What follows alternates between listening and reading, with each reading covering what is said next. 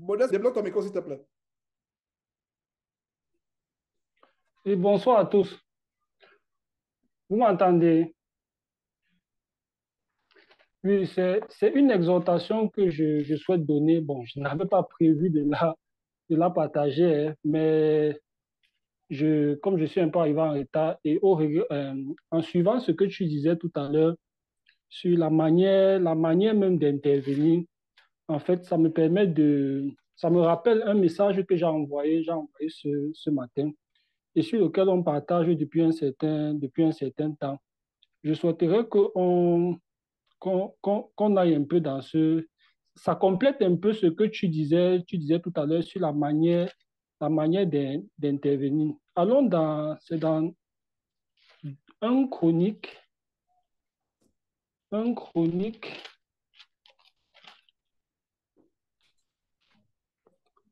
permettez un peu que je retrouve rapidement le passage. C'est un chronique,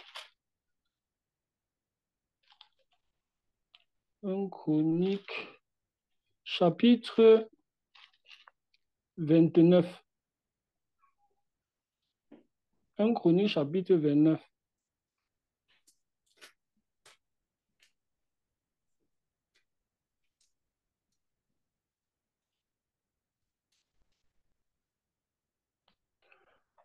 Un chronique, chapitre 29, verset, verset 24. Mais lisons à partir du verset... Oui, bon, lisons le verset 24. Bon, je vais commencer plutôt au verset 23. Verset 23, il est dit... C'est bon de votre côté? OK. Un chronique, chapitre 29, à partir du verset 23. Il est dit, Salomon s'assit sur le trône de l'Éternel comme roi à la place de David, son père. Il prospéra et tout Israël lui obéit. Tous les chefs et les héros et même tous les fils du roi David se soumirent au roi Salomon. L'Éternel éleva au plus haut degré Salomon sous les yeux de tout Israël et il rendit son règne plus éclatant que ne fut celui d'aucun roi d'Israël avant lui. Ici, pourquoi est-ce que j'interviens à ta suite, Georges? C'est parce que tu as souligné un aspect, c'est particulièrement le verset 24 qui me pousse. Bon, le verset 23, la fin du verset 23 et le verset 24. Il est dit quoi du règne de Salomon? Il est dit que Salomon, à la fin du verset 23, il est dit, il prospéra et tout Israël lui obéit. Verset 24, tous les chefs et les héros et même tous les fils du roi David se soumirent au roi Salomon. En fait, je vais un peu expliquer et je vais faire le lien avec ton intervention et dire pourquoi est-ce que je veux m'attarder sur cet aspect. Salomon ici, c'est une figure du Seigneur Jésus. Parce que ce qui s'est passé dans l'Ancien Testament, là, si on regarde bien, ça nous concerne toujours. C'est non seulement une figure du Seigneur Jésus-Christ, le règne du Seigneur Jésus-Christ, un règne que Dieu a béni, qui prospère, qui est rempli de richesses, en fait. Et les richesses dont parle le règne de Salomon, dont Dieu parle en ce qui concerne le règne de Salomon, il y avait l'or, l'argent qui était devenu tellement commun, c'était comme les pierres. Et l'or et l'argent ici, c'est une figure de quoi? C'est une figure des vertus. Des vertus qui sont tellement répandues dans le règne du Seigneur Jésus. Ça veut dire que ceux que le Seigneur Jésus-Christ dirige, ils ont tellement des valeurs spirituelles, on va dire quoi, d'un grand éclat. Ça peut être la pudeur, ça peut être, c'est tellement répandu au milieu du peuple de Dieu que c'est banal en fait. C'est banal. C'est comme on va dire que, euh, on va par exemple dire, ah, j'ai vu une de vos sœurs là, elle est tellement bien habillée. On dit que toutes les sœurs s'habillent comme ça. Donc c'est pas quelque chose qui est waouh. La pudeur chez nous les chrétiens, c'est quelque chose de normal. C'est la preuve en fait que la richesse est tellement répandue. Ça, c'est à un certain degré. À un autre degré, c'est aussi dans les assemblées. Les assemblées chrétiennes, dans nos assemblées, s'il y a quelqu'un qui dirige et qui a la sagesse comme Salomon, il va en fait, les vertus en Christ seront répandues dans l'assemblée comme ce sera quelque chose de, on va dire, ce sera quelque chose de banal. C'est-à-dire que s'abstenir de la fornication, du vol, de la corruption et autres. C'est comme si quelqu'un venait dans une assemblée et disait, dans votre assemblée, les gens ils sont tellement amour. Et que bon, nous, ça ne nous surprend pas, c'est normal. Ça veut dire que l'or est tellement répandu, c'est tellement répandu, l'argent c'est répandu en fait comme dans 2 Chroniques au chapitre 1, on dit, dans 2 Chroniques, c'est juste une page après, dans 2 Chroniques au chapitre 1, verset 15, il est dit en fait quoi? Il est dit que le roi rendit l'argent et l'or aussi commun à Jérusalem que les pierres. Ça veut dire que le règne de Salomon, il avait une sagesse qui faisait en sorte que, qui a fait en sorte que il était tellement béni, l'or et l'argent, c'était comme les pierres. Ça veut dire que ça n'avait pas, c'était tellement répandu. Et c'est pareil dans nos assemblées chrétiennes. Dans nos assemblées chrétiennes, s'il y a un berger qui dirige avec sagesse, avec la sagesse de Dieu, les vertus en Christ seront tellement répandues que les gens seront, ce sur quoi les gens vont dire waouh, pour eux, ce sera quelque chose de normal. La pudeur, l'amour, on va dire quoi, l'amour fraternel, la persévérance et autres. Ce sera quelque chose de normal. Mais regardons bien que le règne de Salomon était aussi caractérisé par quelque chose. C'est un règne qui a été caractérisé par la paix et la stabilité. Et la paix et la stabilité de Salomon, on voit quelques clés aussi de cette paix. On voit des éléments qui sont très importants pour la paix et la stabilité dans un règne. Premièrement, c'est que il est dit à la fin du verset 23, il prospéra et tout Israël lui obéit. Ça veut dire quoi? Ça veut dire qu'il avait un peuple qui lui était soumis.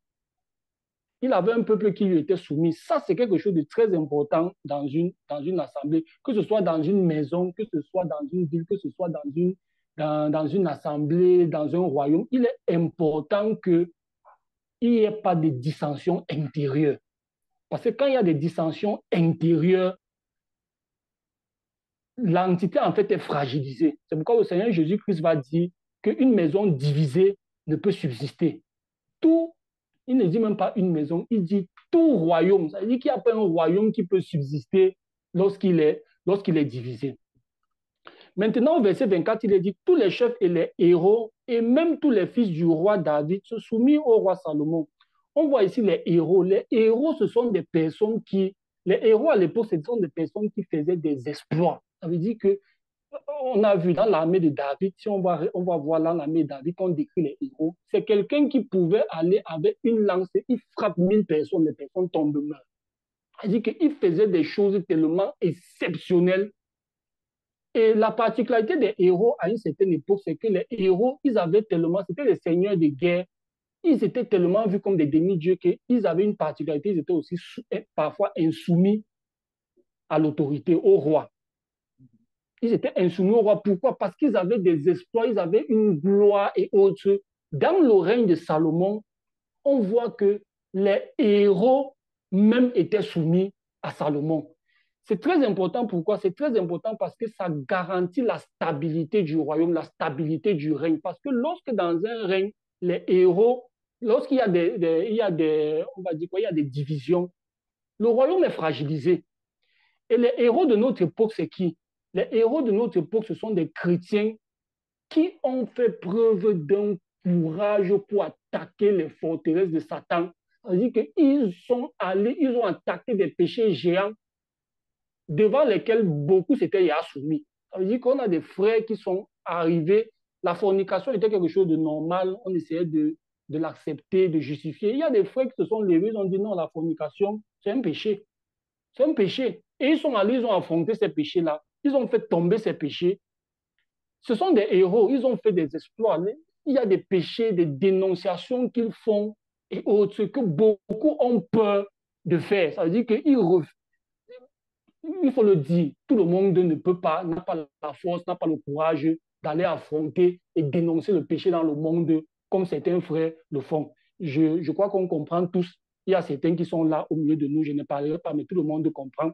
Tout le monde comprend de quoi je parle. Mais il faut le dire, c'est des choses que beaucoup de chrétiens on va dire quoi, ne réalisent pas. Ça veut dire quoi? Ça veut dire qu'il y a des personnes qui dénoncent le péché, ils, ils prennent des risques que très peu peuvent prendre. Ça veut dire qu'ils affrontent et ils réussissent à vaincre ces péchés.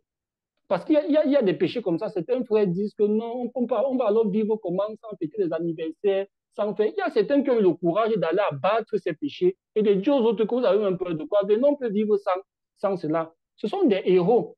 Mais ces héros-là, est-ce que parce qu'ils ont fait ces exploits, ils ont le droit d'être insoumis au Seigneur Jésus-Christ? Non, non. Parce que le règne du Seigneur Jésus-Christ, c'est un règne stable. Dans son Église, même les héros sont soumis à lui. Ça, c'est à un degré élevé. Si on va à un degré plus bas, c'est pareil même dans le corps de Christ, même dans nos assemblées chrétiennes. Il y a des bergers que Dieu a établis au milieu des frères. Ce n'est pas parce que notre frère a eu une grande révélation un jour, peut-être que le berger n'avait pas vu, ou bien qu'il a eu une connaissance, ou bien il y a eu un problème, il a pu avoir le zèle ou tout ce qu'il fallait, le courage pour affronter un problème, qui va commencer à mépriser le berger. Non. Pour que l'assemblée ou l'église soit stable et qu'il y ait la paix, même si Dieu nous a utilisés comme, je ne sais pas, comme David devant Goliath, parce que c'est un péché, si Dieu a établi un frère au milieu de nous, on doit être soumis à ce frère. Quand je parle de soumis, parce qu'il faut bien préciser une chose, beaucoup de chrétiens pensent que nous sommes tous égaux dans le corps de Christ. Nous sommes un dans le corps de Christ, mais nous ne sommes pas tous égaux. Il y a des frères qui sont... La Bible, égaux dans dans les tâches et dans les responsabilités qu'on donne dans l'Église. C'est pourquoi dans la Bible, Paul dit quoi? Il y a premièrement les apôtres, ensuite les prophètes, ensuite les enseignants, ensuite les... Ça veut dire qu'il y a une hiérarchie. Bon, c'est pas parce que je vais venir, je vais donner un bel enseignement qui va émouvoir les frères que un frère qui est apôtre, qui a tous les signes d'un apôtre, je vais commencer à le mépriser ou bien je vais croire que c'est mon égal. C'est pas mon égal. Je dois reconnaître que, bon, j'ai ma place, peut-être en tant qu'enseignant, mais il y a un autre frère là, c'est un apôtre. Et je me dois on va dire quoi, je me dois en fait de bien intégrer le fait que nous ne sommes pas, en fait, nous ne sommes pas pareils. Et même, c'est pourquoi, même dans ma manière de lui parler, je dois faire très attention. Même dans ma manière de lui parler, je dois faire très attention. Pourquoi? Je ferme rapidement cette petite parenthèse que je viens d'ouvrir. Beaucoup de chrétiens pensent que quand nous sommes dans l'église, parce que nous sommes un, ça signifie que nous sommes égaux. Non. Nous sommes un, ça signifie que quand on prend 50%, 30%, 20%, ça donne 100%. Mais ça ne veut pas dire que chacun vient avec le même pourcentage. Non. Il y a même une mauvaise traduction là qui a été faite lorsque Paul dit aux chrétiens de Corinthe que Apollos, que ce soit Apollos, que ce soit Céphas, que ce soit Paul, tous sont, tous sont, tous sont, tous sont égaux. Non, dans la version King James, c'est pas égaux, hein? C'est tous sont un, mais c'est pas égaux. C'est pourquoi Paul va revenir sur cet aspect à plusieurs reprises. Permettez-moi de lire des aspects où Paul souligne qu'il y a quand même une hiérarchie dans l'Église. Si on regarde dans Hébreux 13, allons regarder dans Hébreux 13, verset 17. Dans Hébreux 13, verset 17, qu'est-ce qu'il est dit? Hébreux 13,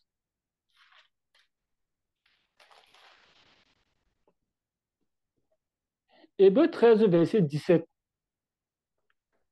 Il est dit, parce que, pourquoi est-ce que je mets un peu l'accent dessus? Parce que quand je dis qu'on n'est pas tous identiques dans le corps de Christ, certains peuvent penser que non, bon, tel doit être soumis. Non, moi je me soumets seulement au Seigneur Jésus-Christ. Non, il faut bien comprendre. Paul, il est dit quoi au verset 17? Obéissez à vos conducteurs et ayez pour eux de la déférence, car il veille sur vos âmes comme devant en rendre compte, qu'il en soit ainsi, afin qu'il le fasse avec joie et non en gémissant, ce qui ne vous serait d'aucun avantage. Ça veut dire que il y a des conducteurs auxquels il faut obéir, parce que beaucoup viennent avec le virus de l'égalité. Et je vais montrer, je vais mettre un point, un accent sur le virus de l'égalité. C'est un virus dangereux. On va voir la perversité qu'il y a derrière ce mouvement de l'égalité. On dit ici obéissez à vos conducteurs, ça veut dire qu'il y a des conducteurs. Et ces conducteurs, en fait, il faut leur donner un certain honneur. On va dire quoi? Il faut leur donner une certaine déférence.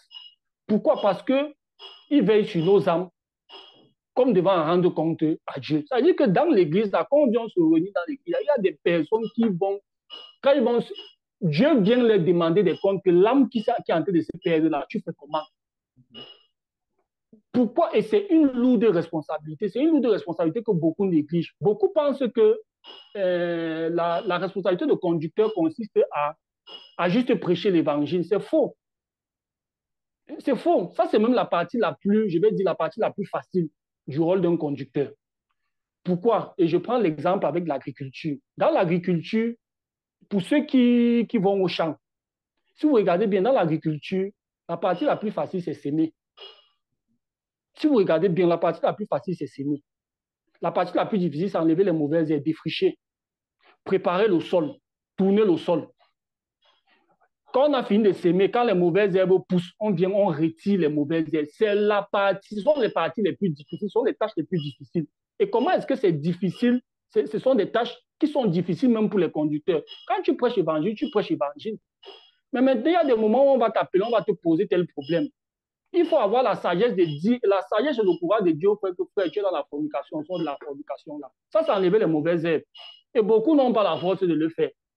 Beaucoup n'ont pas la force de le faire. Beaucoup n'ont pas la force de le faire. Certains vont venir avec des problèmes, des maladies, des choses et autres. La foi pour prier. Beaucoup n'ont pas cette foi-là. Prêcher l'évangile, beaucoup veulent prêcher l'évangile, mais ce n'est pas le plus difficile pour un conducteur. Le plus difficile, là, c'est commencer à... Quand tu arrives, tu vois le champ, tu vois les sissongos. Comme tu vois, il faut même d'abord le courage pour dire qu'il va prendre la machette comment pour défricher tout le champ-ci. Oui, mais même quand tu as fini de défricher, il faut encore préparer la terre, enlever les racines et autres. Ça, c'est le plus difficile. Certains d'entre font quoi? Ils prennent la semence et ils jettent seulement. Ils jettent. Il y a un champ où tu vas jeter la semence, tu dors, tu vas dormir, ça va produire, le fruit va arriver à maturité. Non. Il faut enlever, on va dire quoi? Il faut enlever les... Le Seigneur Jésus en parle dans la parabole du semeur, les soucis de la vie. Il faut faire des prédications pour dire aux frères que ne vous souciez pas du lendemain et autres. Bon, parfois, c'est difficile à accepter.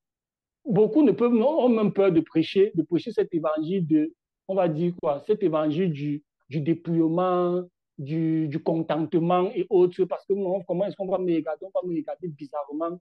On va dire que oh, ce sont les Blancs qui sont venus avec cela et ils sont entrés dans mon cerveau. Oh, bon, il faut le faire. Un conducteur doit le faire. Ça veut dire quoi? Ça veut dire que lorsque nous sommes dans l'Assemblée, il y a des personnes qui ont une position particulière et qui vont rendre des comptes par rapport à cette position. Nous tous, on n'a pas la même responsabilité. Et quand Dieu nous voit là, il ne nous voit pas tous au même niveau. Il ne nous voit pas tous au même niveau. Et il veut que certains aient la différence pour d'autres. Mais beaucoup de chrétiens viennent et se disent que non, nous sommes tous chrétiens, nous sommes tous égaux. Non, et c'est comme ça que cet esprit entraîne quoi? Entraîne le mépris très souvent dans des assemblées. C'est-à-dire que des cadets qui parlent, parce que nous sommes frères, mais même dans la fratrie, il y a des frères aînés, il y a des frères cadets. Il y a des frères aînés, il y a des frères cadets. Ce n'est pas parce que nous sommes frères qu'on est frères au même niveau, on a le même âge. Non. Il y a des frères aînés, il y a des frères cadets. Il y a des conducteurs. Allons dans 1 Thessaloniciens 5:12. Je vais fermer la parenthèse de la hiérarchie. Allons dans 1 Thessaloniciens 5, verset 12.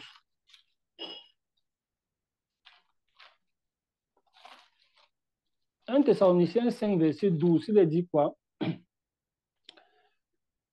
Il est dit, nous vous prions, frères, d'avoir de la considération pour ceux qui travaillent parmi vous qui vous dirige dans le Seigneur. Il y a beaucoup qui disent que non, la seule personne qui me dirige, c'est le Seigneur Jésus-Christ et autres. C'est une pensée erronée. Parce que beaucoup font quoi? Ils se mettent sur une position, ils disent, bon, nous sommes chrétiens, nous sommes tous à un niveau horizontal et au-dessus de nous, il y a le Seigneur Jésus-Christ. C'est faux. C'est faux. Nous sommes classés, il y a certains qui dirigent. Et on demande quoi? On demande d'avoir de la considération pour ceux qui nous dirigent dans le Seigneur. C'est-à-dire qu'il y a des gens qui dirigent. Bon, et prenons l'exemple, pour ceux qui vous dirigent et qui vous exhortent. C'est-à-dire que ceux qui exhortent là, même quand on veut leur parler, il y a une manière de parler. Ça va un peu dans le sens de ce que je dis. Même quand on veut leur parler ou bien leur faire peut-être des reproches ou bien leur dire qu'il y a peut-être un problème à tel niveau dans... Nous devons faire très attention. Il doit avoir une certaine manière, comme tu disais tout à l'heure, que bon frère, je n'ai pas bien compris. Il y a une manière en fait de parler, il y a une manière, compte tenu de la personne qu'on a en face de soi. C'est pourquoi est-ce que c'est très important? C'est très important parce que ça permet de garantir la stabilité dans l'Église de Christ. Parce que quand on ne respecte pas ce principe, l'Église va dans tous les sens. Tel parle à un aîné, il le méprise, il lui parle n'importe comment. Tel, un jour, le berger, c'est un humain, il va commettre très souvent des erreurs. Mais le jour qu'il commet l'erreur, c'est comme je dis souvent, c'est là que tu connais que les chrétiens, ils viennent en assemblée, non pas seulement avec la Bible, mais ils ont le lasso dans les vêtements. Dès que le berger commet une erreur, allez, on ouvre le manteau, on sort le lasso comme chez les westerns à l'époque, on cherche à le pendre. C'est un humain. Il est aussi faillible. Bon, maintenant, il a une position d'autorité. Et c'est David qui l'avait bien compris. Tant que Saül était vivant, David dit, je ne le touche pas, même si Dieu l'a rejeté. C'est Dieu qui va gérer avec lui. C'est Dieu qui va gérer avec lui. Pourquoi? Dès qu'il est loin de Dieu, ça va. Ce n'est pas pour dire qu'on ne peut pas dire à un frère que non, tu t'es trompé à tel niveau, ou bien je pense que j'ai l'impression que quelque chose n'est pas clair. Oui, mais il faut même le faire avec sagesse, en réfléchissant que bon, le frère que je vais confronter là, ou bien le frère à qui je vais parler là, il a d'abord quelle position? Et considérons bien une chose, même si on est héros, ça veut dire qu'on a fait un exploit dans l'église de Christ, les frères nous apprécient et autres, ça ne nous donne aucunement, ça ne nous donne aucunement on va dire quoi, l'autorisation d'aller mépriser une autorité que Dieu a établie au milieu de nous. C'est pourquoi on dit au règne de Salomon, pendant le règne de Salomon, les héros même lui étaient soumis. Et c'était une preuve de quoi? C'était un élément important de la stabilité, de la paix pendant le règne de Salomon. C'est important de le comprendre. Pourquoi? Parce que dans nos assemblées aujourd'hui, on a parfois, les assemblées ont beaucoup de problèmes parce que ces principes de l'assemblée ne sont pas respectés. On retrouve des assemblées, à peine les gens se réunissent, ils commencent dans les combats de leadership, l'autre conteste la position de l'autre, l'autre méprise l'autre. Et qu'est-ce qui se passe? Comme le Seigneur Jésus-Christ dit, tout royaume divisé ne peut subsister. C'est-à-dire qu'il n'y a même pas un royaume qui, lorsqu'il est divisé de l'intérieur, il va s'en sortir. Aucun. Et quel est donc l'instrument pervers que le diable utilise pour diviser? C'est le poison de l'égalité. C'est le poison de l'égalité. Et comment est-ce qu'il utilise ce poison? Lorsqu'il y a un problème on va dire quoi, lorsqu'on ne respecte pas la hiérarchie, lorsqu'on ne respecte pas les autorités qui sont établies, on fragilise le groupe dans lequel on est. Pourquoi? Parce qu'on commence à avoir des luttes internes qui nous prédestinent on va dire quoi, à nous diviser et à aller à notre perte. Et c'est le Seigneur Jésus qui revient bien dessus, en soulignant même, en disant que c'est chez le diable que c'est comme ça. Il dit que parce que son royaume est divisé, son royaume ne peut pas subsister. Si par Belzébul, on chasse un autre esprit de Satan, ça veut dire que son royaume est divisé et il ne peut pas subsister. Et c'est pourquoi Dieu est, on va dire quoi, Dieu est rigoureux sur le principe de soumission. Parce qu'il sait que la soumission garantit en fait cette stabilité-là. Lorsqu'il y a insoumission, le royaume ne va pas subsister. Et le diable, lui, il fait en sorte qu'il y ait instabilité aussi bien dans les maisons, dans les foyers, même dans les assemblées. Il envoie le venin de l'égalité. Ça veut dire que l'homme est l'égal de la femme. Dès qu'on dit que l'homme est l'égal de la femme commence à contester son mari à la maison. Quand mon mari dit allons à droite, elle dit allons à gauche. Ils sont déjà divisés. Et le diable sait que dès qu'ils sont divisés, ils ne vont pas subsister. On va dire que non, les enfants ont des droits. C'est-à-dire que quand le parent parle à l'enfant, l'enfant dit aux parents que on m'a dit à l'école que j'ai des droits. On ne lui dit pas qu'il a des devoirs. Hein. On présente seulement le côté des droits. On m'a dit à l'école que j'ai des droits, donc je peux faire ce que je veux. Voilà, il y a une maison qui est divisée. Et dès qu'il y a cette division-là, la maison ne peut pas subsister. Ça va aller dans tous les sens. C'est pourquoi Dieu, lui, les tatillon sur le principe de quoi? Les tatillon sur le principe de soumission. Ça veut dire quoi? Ça veut dire que l'enfant doit honorer ses parents.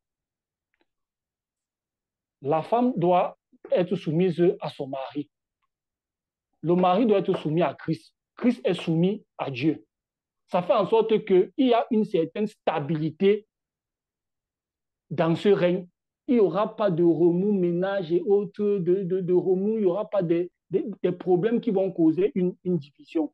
C'est très important. Si on regarde le règne de Salomon, peut-être je terminerai par là, si on regarde le règne de Salomon est caractérisé par une certaine stabilité, une certaine paix.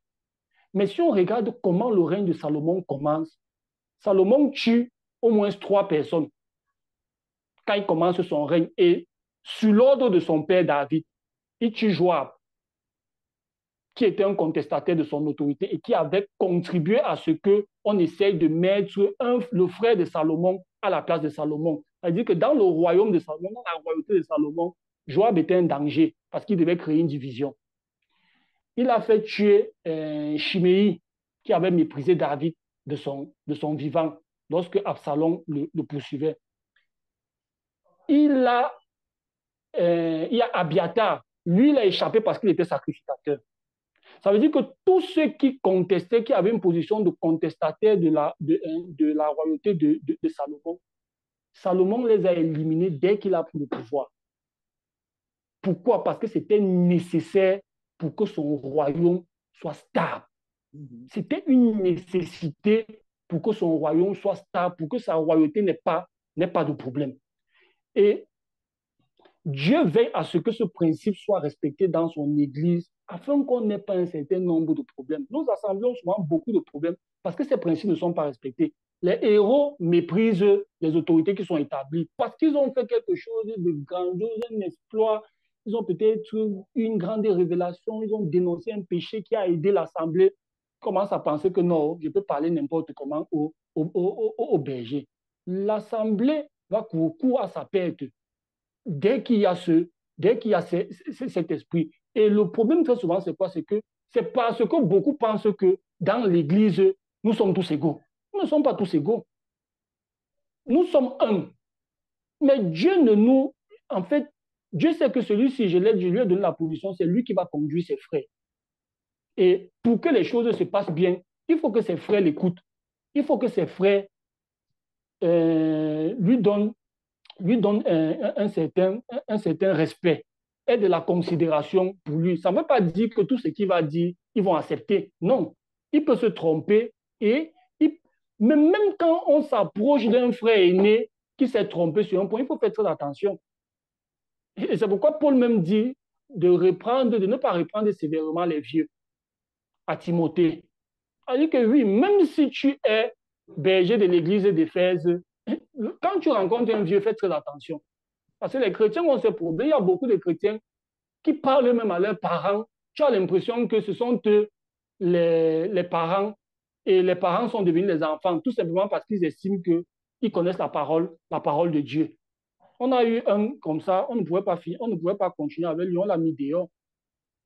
Il appelle sa mère madame et sa mère l'appelle papa. On lui dit que mais c'est quelle histoire? Il dit non, c'est parce que c'est moi qui ai prêché la parole à ma mère. Il dit que non. Même si tu es chrétien et que tu as prêché à ta mère, elle reste ta mère. Elle reste ta mère et tu te dois de l'honorer, tu te dois de te soumettre à elle. On a vu des exemples, on a vu Joseph. qui se prosternaient devant Jacob, bien qu'il le nourrissait, bien que c'est lui qui avait sauvé toute la famille.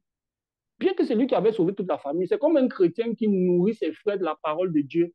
Ce n'est pas parce qu'il est nourri de la parole de Dieu qu'il va venir mépriser ses parents. Il se doit d'être soumis à ses parents. Et même s'il commet des erreurs, il doit faire très attention. Et il y a cet exemple avec Noé. Noé était le meilleur homme de toute la terre à son époque. Et par lui, toutes les générations suivantes ont été sauvées. Mais Noé a saoulé. Il a saoulé. Il s'est montré nu dans sa canne. Ce qui est paradoxal pour un homme qui est exemplaire. Bon, son fils Cham, il est venu, il a vu la nudité de son père. Au lieu de couvrir, il va dire à ses frères. On comprend. Quand Noé a été au courant, qu'est-ce qu'il a fait? Il a maudit Cham. Et c'est pourquoi Canaan est revenu à Sem, à la descendance de Sem, de qui on retrouve Abraham, et non aux Cananéens. Et si on regarde bien, il a seulement vu la nudité. Il allait dire à ses frères, ça suffit à ce qu'ils soient maudits. Ça suffit à ce qu'ils soient maudits. Ça veut dire que faisons très attention avec les autorités. Et ces autorités-là, ne pensons pas que les autorités, c'est seulement à l'extérieur. Parce que beaucoup de chrétiens, quand tu vois comment ils parlent à leur patron, même quand leurs patrons se sont trompés, et tu vois comment ils parlent à leur berger en assemblée, tu te demandes qui devrait même le plus respecter. N'est-ce pas le berger de l'assemblée? N'en parlons pas, c'est aussi vrai pour les femmes. Les femmes qui parlent au patron, quand le patron se trompe, ah non, patron, non, ce n'est pas grave. Mais quand c'est le mari, c'est que s'il s'est trompé, non, toute la semaine là, on doit lui sonner dans ses oreilles que oh, j'avais dit ceci, j'avais dit, toi tu as fait le contraire, voilà ce que ça a donné. Non, non, et c'est très important, ces principes, c'est très important pour la stabilité interne que ce soit d'une maison, d'une assemblée, ou je ne sais pas, d'une ville, d'un royaume. Regardez un peu ce qui s'est passé avec la Russie. Je prends un exemple simple, un exemple contemporain. Il y a eu une rébellion du côté de la Russie avec le chef de son armée privée, il s'appelait Prigogine. Bon, comme il est devenu célèbre parce qu'il gagnait les guerres, il gagnait les territoires en Ukraine, à un moment, il s'est rébellé contre Poutine. Il revenait même, il est entré dans le pays avec des armes. À cette époque, je suivais cette information et il y a des géostratèges qui expliquaient, très avisés, connaissant, étant vraiment, c'est leur profession.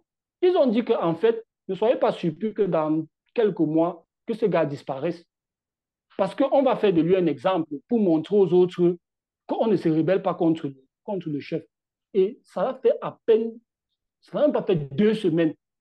Ça, cette information, il avait raté. C'est une semaine après que j'ai appris que son avion a explosé en l'air.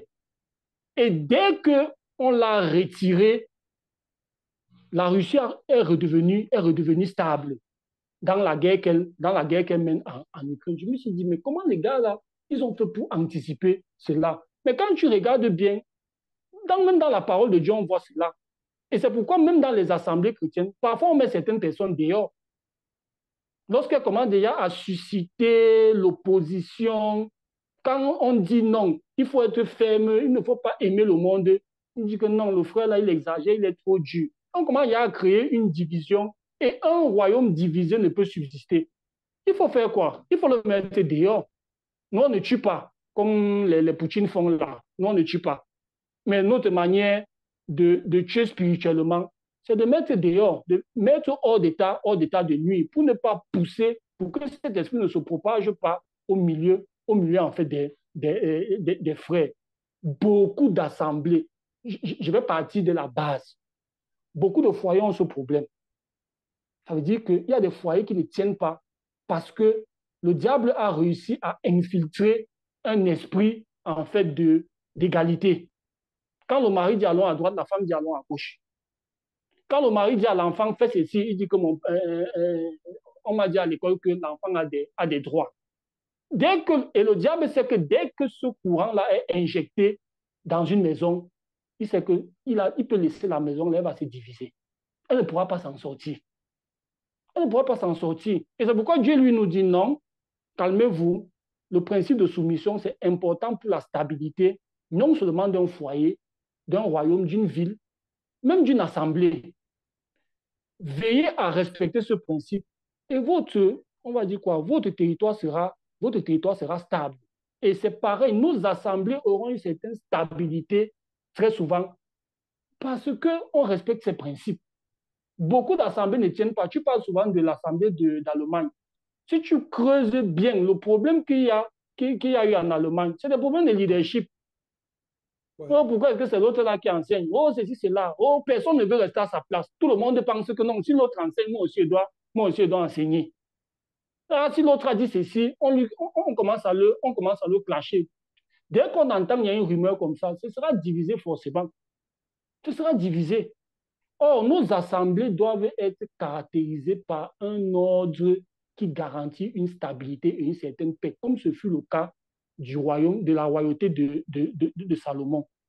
Il y aura des héros, il y aura des personnes. Beaucoup, là, beaucoup mieux de nous sont des héros. Ils découvrent des choses dans la parole de Dieu. Ils attaquent des péchés que le monde n'arrive pas à attaquer, que même certains chrétiens n'arrivent pas à attaquer. Mais ça ne doit pas nous retirer de l'obéissance du principe de l'autorité. Ça ne doit pas nous pousser parce que si on viole ce principe, on fragilise l'Église. Si on viole ce principe, on fragilise l'Église. Un frère va donner un enseignement, même si c'est trompé. Il faut savoir maintenant comment venir vers le frère. C'est pourquoi j'ai fait cette intervention par rapport aux héros qui étaient soumis à Salomon. Un frère peut être au milieu de nous, c'est peut-être un Salomon. Parce que Dieu lui a donné la sagesse, il nous enseigne, il nous donne des enseignements qui nous galvanisent et autres, qui nous aident à aller au combat, à sortir victorieux. Bon, c'est pas parce qu'un jour, peut-être, on peut avoir peut-être compris quelque chose que peut-être le frère là n'a pas compris. Bon, sur ce point, nous sommes des héros. Mais est-ce que c'est une raison pour laquelle on va venir le mépriser ou lui parler n'importe comment? Non. Parce que si on le fait, on fragilise l'Église. Si on le fait, on fragilise l'Église. Et je terminerai par là. Les bergers doivent veiller, les bergers des assemblées. Je ne parle pas seulement des bergers des assemblées, je parle même aussi même des maris dans leur foyer. Il faut veiller à ce que cet esprit d'insoumission, à travers le poison de l'égalité, ne s'infiltre pas au milieu de nous. Parce que quand cet esprit s'infiltre, il programme la division. C'est pourquoi un homme doit veiller à ce que dans sa maison, le principe de la soumission est respecté. Et il doit bien veiller à cela, il doit être vigilant. Je prenais un exemple tout à l'heure lorsqu'on était en assemblée sur ce point. Un homme est à la maison, sa femme arrive et elle dit que ah, chérie, j'ai bien passé la journée aujourd'hui, j'ai rencontré une amie d'enfance là. Bon, elle m'a amené, bon, on a un groupe là, on a un groupe d'amis d'enfance là. Et elle m'a demandé de rejoindre le groupe et autres. Ils ont même un nom. Après, elle dit le nom c'est femme indépendante et autonome.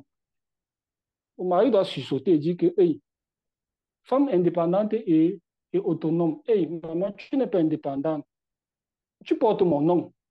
Le mari doit y comprendre que la femme est entrée avec un esprit d'égalité qui peut être dangereux dans les... Il doit couper la tête de cet esprit. Donc, dès sa première manifestation, non, pendant qu'elle... Non, non, non, non, non. Chérie, c'est vrai, c'est bien que tu sois avec tes copines et autres, mais je pense que c'est pas une compagnie qui va t'aider et qui sera bénéfique pour notre foyer. Parce que s'il laisse, elle va rentrer peut-être à 22 heures, le mari va dire, non, pourquoi est-ce que tu rentres tard comme ça? Quand elle va aller dire à ses copines que mon mari n'était pas content quand je suis rentré tard, on va commencer à lui dire que mais tu es une femme indépendante et autonome. Comment est-ce que ton mari te contrôle encore et autres? Ça veut dire qu'il ne t'aime pas et autres. Et voilà comment l'esprit de division est entré. Et c'est la séparation. Et c'est pourquoi ceux qui ont autorité, à qui Dieu donne une certaine position, ils doivent être très vigilants. C'est un élément qu'on a retiré dans notre version lui second sur les caractéristiques d'un berger. Un berger doit être vigilant. Dans lui second, c'est bien dit. Vigilant, c'est quoi? C'est celui qui observe avec une grande attention. C'est-à-dire que quand l'enfant entre là, il cause avec l'enfant. Qu'est-ce que vous avez fait aujourd'hui à l'école? Hein, papa, on a vu comment on fait les bébés dans la chambre. Après, on a même fait l'exemple, la pratique. Le parent comprend que hey, ça, c'est dangereux. Il y a un esprit qui est entré dans ma maison. S'il faut retirer l'enfant de l'école, il le retire de l'école pour couper la tête à cet esprit. Oui. Bon, s'il n'est pas vigilant, l'esprit de division va entrer dans sa maison. Et voilà comment il sera là en train de batailler, alors qu'il y a un esprit qui est entré dans sa maison. L'enfant va venir, va dire, oh non, on a dit que l'enfant a des droits, tu n'as pas le droit de me corriger ou bien de m'imposer telle chose, je fais ce que je veux. Le parent comprend que voilà l'esprit d'égalité qui est entré dans ma maison. Il faut que je coupe la tête là rapidement. C'est pareil même pour les bergers des assemblées. Les bergers doivent être vigilants. Et s'ils constatent que cet esprit est entré dans l'église, qu'ils fassent tout, en fait, pour rapidement faire sortir cet esprit. Et cet esprit est très souvent subtil. Ça commence par le mépris. On parle à un aîné comme si c'était son égal. Un frère s'est trompé, on lui répond comme si, faisons très attention, et que cet esprit ne se propage pas au milieu de nous. Veillons à ce que même si nous sommes des héros, respectons les autorités qui sont établies au milieu de nous. Parlons-leur avec une certaine déférence et ayons une certaine considération pour les aînés et autres. Pourquoi? Parce que ça garantit aussi la stabilité et la paix au milieu de nous. Et ça permet aussi qu'on ait des règnes au milieu de nous, comme le règne de Salomon, où l'or était répandu comme les pierres. Et l'or, là, ce sont les vertus. Ce sont des vertus. Ce sont des bonnes habitudes, des bonnes œuvres en Christ. Je vais m'arrêter là, Georges. Dieu soit loué pour cette grande intervention d'avertissement de la part du Seigneur au travers de ta bouche, Modeste. Et c'est des principes tellement profonds. Je vous assure que je crois seulement que vous pouvez comprendre la grandeur, la profondeur de ces révélations qui sortent de la bouche de Modeste. C'est tellement profond. C'est tellement profond, je vous assure. Et la parole de Dieu doit être au centre de toutes choses. Nous devons être parfaits. Que ce soit le respect parmi nous, que ce soit le respect de la femme vis-à-vis de son mari, que ce soit le respect des cadets vis-à-vis des aînés, même ici à la maison Modeste et tous les frères et sœurs, je ne tolère pas que celui qui est en dessous parle n'importe comment à celui ou celle qui est, je dis bien celui ou celle. C'est-à-dire que le petit frère ne peut pas parler n'importe comment à la grande sœur, même s'il y a des cas de 2 ans.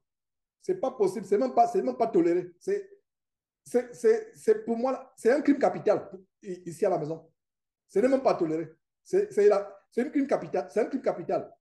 Et c'est important parce que ça peut paraître anodin, mais c'est les sémences de l'insoumission, de la rébellion. Et si vous ne savez pas comment être soumis à l'autorité, vous ne pouvez pas être soumis à Dieu. Il y a toute une église qui s'est écroulée parce que la femme chez qui on se réunissait était insoumise.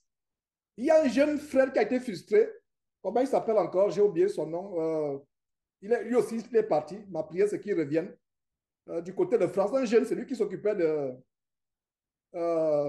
de cette église-là, du fait de sa jeunesse. Parce que la femme avait l'assemblée dans sa maison, elle pensait qu'elle pouvait prendre des décisions, être insoumise. Et à un moment, il est parti. Et ce qui est bizarre aujourd'hui, et c'est l'égarement. Et l'égarement de cette femme ne s'est pas arrêté là. Aujourd'hui, elle croit en Jésus qui a en même temps son propre père, son propre fils. Incroyable. Elle est retournée. C'est-à-dire que l'égarement, elle croit au Jésus du bouddhisme. Et ma prière, c'est qu'elle revienne. Vous voyez? Donc, et quand je regarde en arrière, ça a commencé avec quoi? L'insoumission à l'autorité. Cette personne n'était même pas soumise à son grand frère. Il y a eu un incident au Cameroun où elle a forcé le grand frère à se connaître à la réunion dans la maison. Et si j'avais su ça, la réunion ne serait pas. J'ai su ça plus tard. Donc, grand frère dit non, pas question, pas dans ma maison. Elle a dit la réunion va se tenir dans la maison. Je n'étais pas au courant. C'est plus tard que j'ai su. J'ai dit waouh. Si j'avais été au courant, la réunion ne se passerait pas et je l'aurais sérieusement réprimandé. Sérieusement réprimandé. J'ai juste ça bien plus tard. J'étais déjà parti du Cameroun quand j'ai su ça. Et aujourd'hui, elle croit que Jésus est en même temps son propre père, son propre fils. Elle est retournée. Ça dit, c'est même grave. Ça veut dire que, donc, elle n'a jamais été convertie. C'est grave, faisons attention. Faisons attention.